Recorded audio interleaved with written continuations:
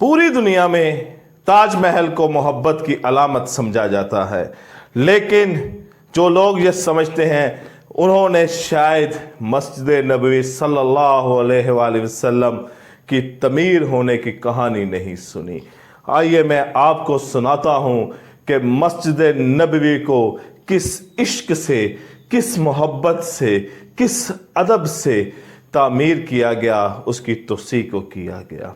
सुल्तान अब्दुल हमीद जो एक तुर्क बादशाह था, उसने ऐलान किया कि मुझे मस्जिद नबवी की तौसीक़ के लिए, तमीर के लिए माहिर फ़न और अलूम के चंद लोग चाहिए। पूरी दुनिया से लोगों ने राब्ता करना शुरू कर दिया। इसमें जो माहिर फ़नून से रखते थे, आर्किटेक्ट थे, माहिर कारीगर लोग थे, उनको चुना गया और एक अजीबो गरीब सुल्तान ने ऐलान किया कि इस्तांबुल के करीब एक नया शहर बसाया जाए जहां पर इन लोगों को रखा जाए। इस ऐलान के बाद तमाम हैरान हो गए कि ये सुल्तान अब्दुल हमीद के जहन में क्या चल रहा है। बहरहाल दुनिया के फरमा रवा का हुक्म था, एक अलग शहर बसाया गया, वहाँ इनको ठहराया गया।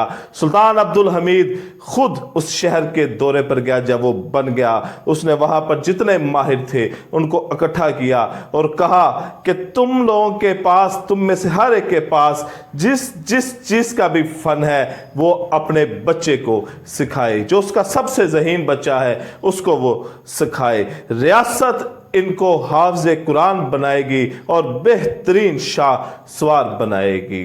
उसके बाद उन लोगों ने अपने हर ज़हीन बच्चे को ये फ़न देना शुरू कर दिया। जिस फ़न में वो माहिर थे उन्होंने अपने बच्चों को सिखाना शुरू कर दिया।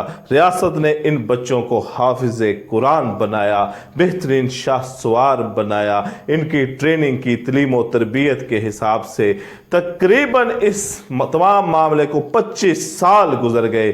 जनाब आप गौर कीजिए कि एक नस्ल को ट्रेन किया गया, हाफ़िज़ कुरान बनाया गया, उनको तमाम वो माहिर जो थे, उनके वालिद थे, उन्होंने फ़न सिखाए और 25 साल बाद इस नस्ल को जो जवान हुई, इनको मस्जिद नबवी की तमीर के लिए वहाँ पर भेजा गया और इनको हुक्म दिया गया, बल्कि दरख्वास्त की गई, क्योंकि ये मस्जिद नबवी के खादिम थे, कि आपने बावजू रहना है और बावजू रहते हुए आपने वहाँ पर एक एक पत्थर कुरान की तिलावत करते हुए लगाना है। ये तमाम हाफ़िज़ कुरान थे, ये तमाम माहिर थे, ये तमाम ट्रेन थे, ये तमाम आर्किटेक्ट जितने भी थे, वेल एजुकेटेड, वेल क्वालिफाइड लोग थे और हाफ़िज़ कुरान भी थे। इनसे कहा गया आपने बावजू रहना है, 24 घंटे बावजू रहना है। जब आप वहाँ पर काम कर रहे हो तो आपने एक एक पत्थर वहाँ पर कुरान की तिलावत पढ़ते हुए वहाँ पर लगाना है, नस्ब